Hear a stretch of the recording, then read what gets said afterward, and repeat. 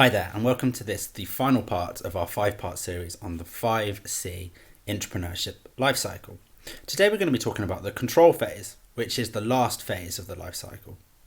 The interesting thing about the control phase is it can focus on two things depending on the nature of your entrepreneurship program. If you've front-loaded the commit phase with both the development of the proof of concept, the second tranche of funding, and then the development of the MVP, then the control phase is about completing the pilot of that MVP, taking the product forwards either through a scaled spin out or a spin in mechanism that's then scaled a product internally, and therefore the product really reaches a degree of maturity. And then what you do is you take your experienced entrepreneurs, you recycle them back into the start of the entrepreneurship life cycle to then act as mentors for people going through as the latest batch of entrepreneurs into your program. This is good because the organization then becomes better at entrepreneurship over time, and it's absolutely vital that you incorporate experienced entrepreneurs and the expertise they have, particularly about how to get things done and how to navigate the corporate immune system into your program.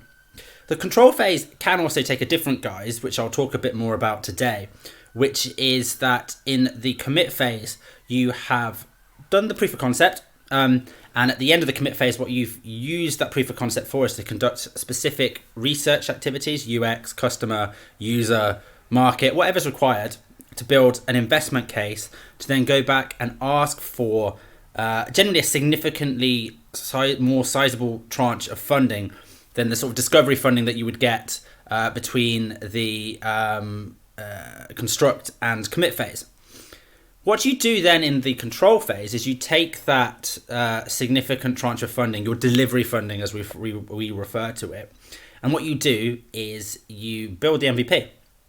So you build the first iteration of your business. It becomes a live concept out in the market. So not just a proof of concept or pilot or prototype that's been created in the commit phase, but an actual working thing that goes out to real customers as a real business. And therefore what you can do is test an actual live proposition. This can follow two guises. So at the end of the commit phase, you tend to have a rollout plan that either focuses on spin in or spin out.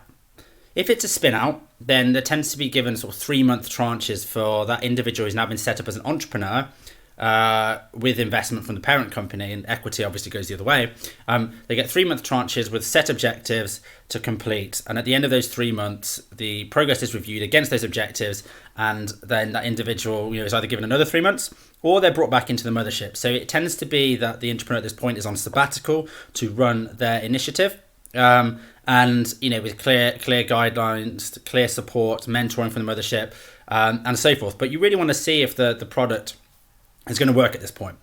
If it's a spin in, then it's less important to have those sort of 3 months fixed time periods. However, it's still useful to do so. Generally, rather than leaving on sabbatical, the spin in mechanism is more that the entrepreneur is seconded into the parent team for that sort of 3-month spell. Again, it's important to set objectives and almost have that on a rolling basis.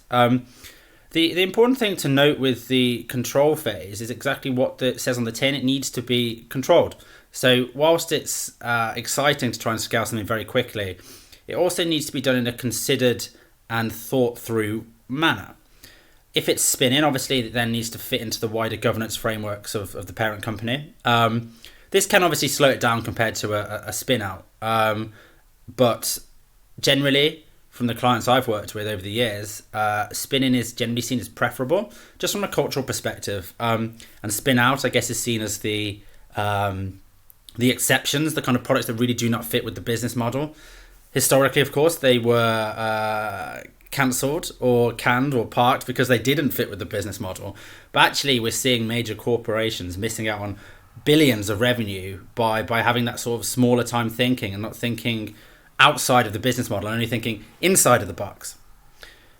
Post completion of the control phase, what you have, whether you've done the first route, which has front-loaded MVP creation into the commit phase, or whether you have the secondary route, which is to have the MVP in the control phase, what you have is a market-tested product that is live out there, is real, is a thing, that you have a business built around it, and you have the option to then scale, or of course the ongoing option to close down the product. You also have this experienced pool of entrepreneurs which absolutely have to be recycled back into the program in a mentoring capacity. That's all from me. Thanks for listening to this 5-part series. We'll be back real soon with something new. Thanks.